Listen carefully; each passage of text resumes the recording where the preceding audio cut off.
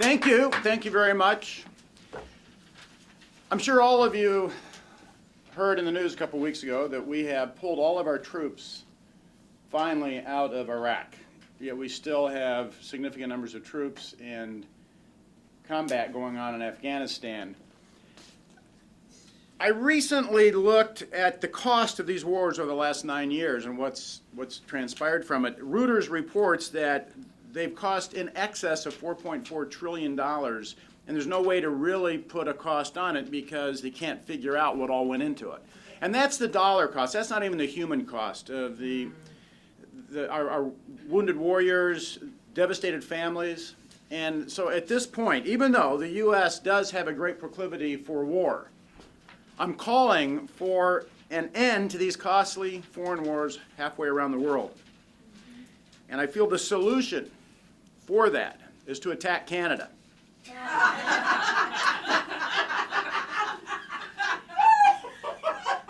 Canada has been a benign and indifferent nation, but yet at the same time, they're a sinister and deceptive ally. And let me explain why I feel this is in our nation's best interest. There's 4 primary reasons. The first one is Canada has been actually practicing for a number of years biological warfare on the United States. And this is comparable to the blitzkrieg of the Nazi Germans against London during World War II. For years and years, Canadian geese have been overflying the U.S. airspace and have been harboring themselves half a year on our territory, devastating our resources. They are consuming our winter wheat and our crops and ruining golf courses around the nation.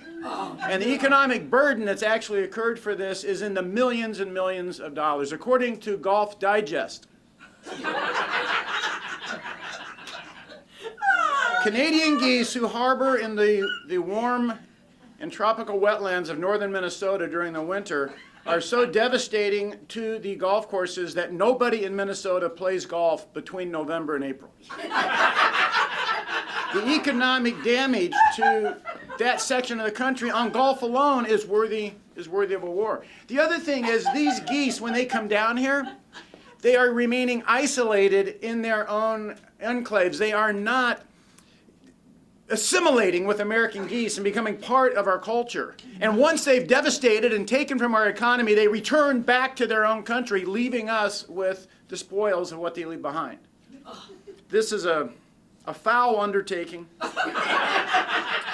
According to ducks.com, there are over 3 million Canadian geese that come south, some as far as South Carolina, and harbor for the winter, paying no taxes, contributing nothing to our economy, and only taking from this nation. The U.S. government has been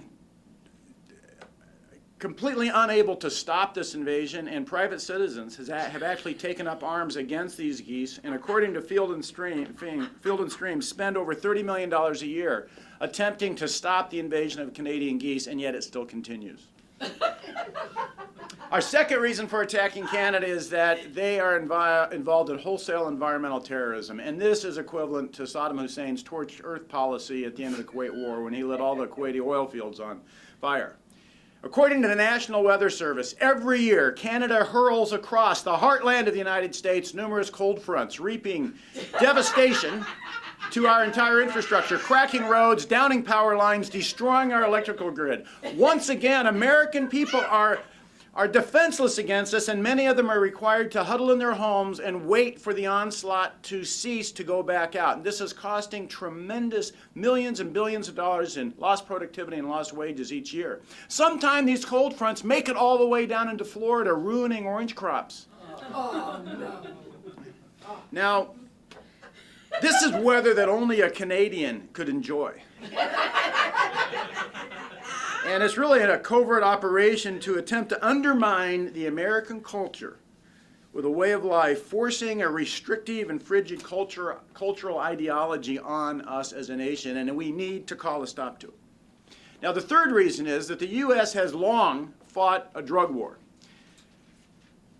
Our whole Southeast Asia, Vietnam War back in the 60s defended the Golden Triangle for the opium trade coming out of Southeast Asia.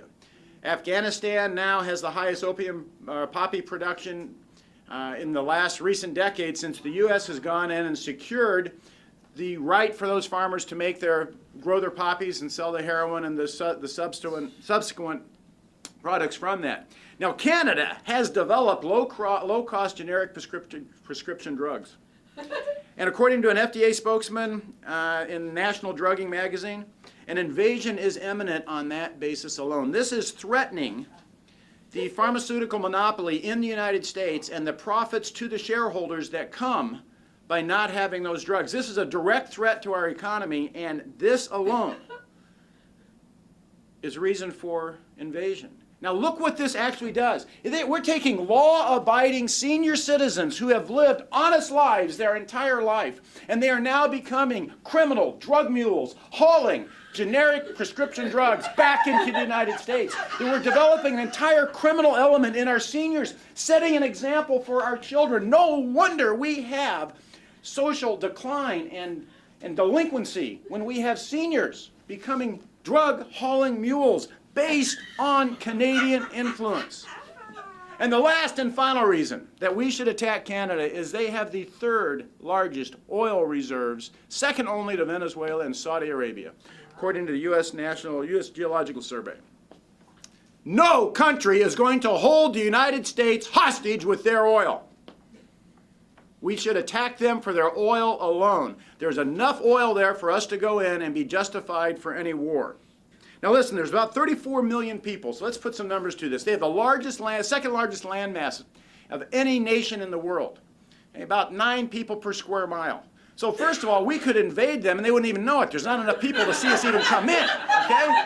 But it even gets better than that. About half the population doesn't even speak English. They speak French.